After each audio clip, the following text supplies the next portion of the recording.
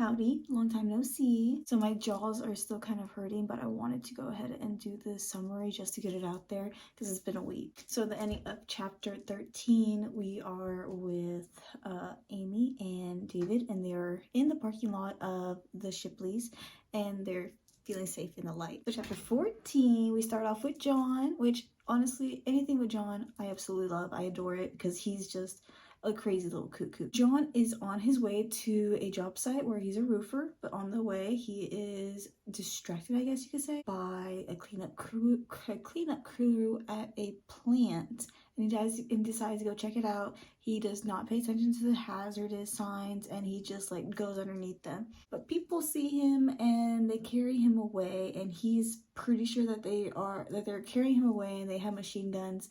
But after being pressed a little bit by David, he explains that they might be flashlights, not machine guns. So they take him away from the site, but he decides to try to go around to go to his job site, but he sees tire trucks, and he follows tire trucks down to an abandoned building. And when he gets down there, he sees like a group of people that end up getting attacked by, bear with me now, monkey crab people. Creatures that have like the body of a crab, but on top of them, it kind of look like monkeys. So they're like monkey crab things, and then these people are getting attacked by them. And some of them manage to get away. And of course, John follows them, and they lead him back to the abandoned mall. Everything's happening at the abandoned mall. I'm pretty sure that there's like a portal there where they're all coming in.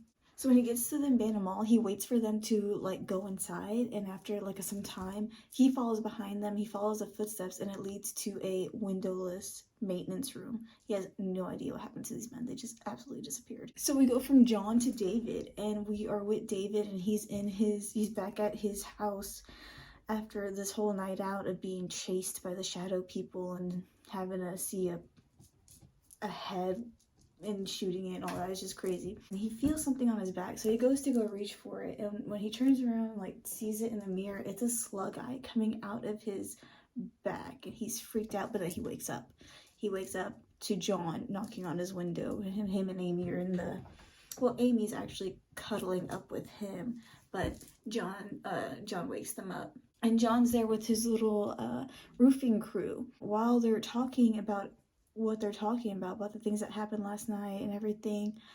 David gets possessed. He just has this urge of wanting to like hurt someone, and he ends up like attacking one of John's co-workers. But Amy and him just got back in the car, and they just go back to his place. This place is ransacked. Like, he knows somebody is looking for the soy sauce, and he also knew that whoever was looking for it wasn't gonna find it. He was actually kind of hoping for somebody to take the dead body that was in his tool shed, be like a blessing in disguise. He's like investigating his house after it got ransacked, and he notices that the flag on the mailbox is up.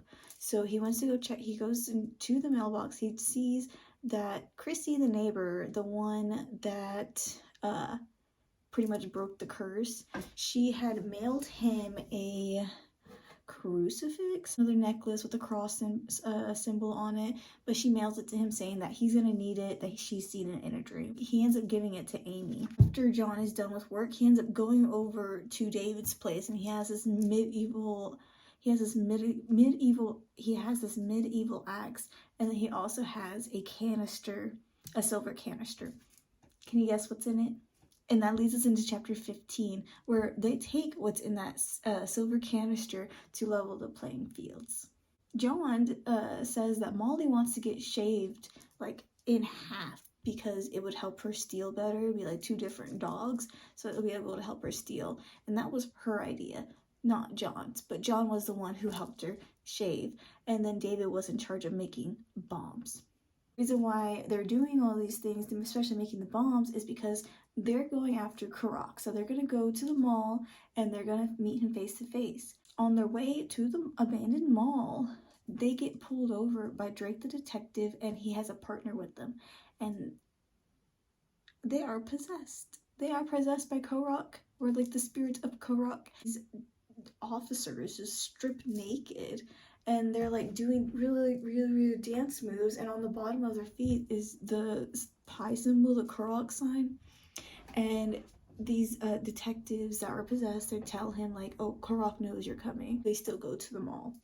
So when they get to the mall, they are attacked by backward jointed little creatures, and one of them actually takes Amy. They decide that they have to go up.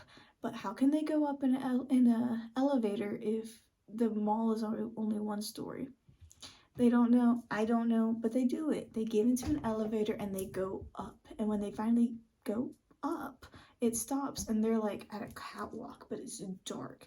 And everybody is like focused on their duties and they have no face. And David thinks to himself, well, of course they don't need lights because these people don't have faces.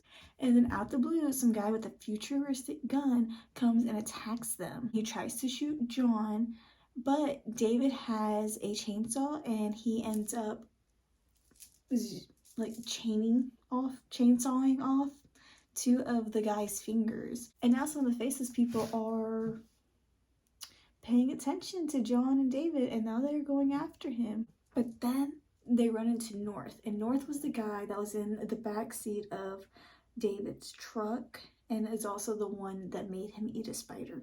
So North is there and they run into him. North leads them into this room where all the walls look like glass and there's like black blobs source thing in the middle, like column. North tells them, in order to get Amy back, you have to go through this thing.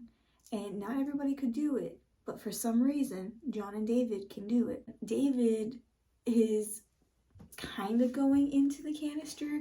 Before he can hesitate, he's in. So there's no going back now. And that leads us into chapter 16, which I will share with y'all when I can. I do appreciate y'all for being patient with me. My jaw is actually hurt right now from just doing 2 chapters. So yeah, y'all have a great day.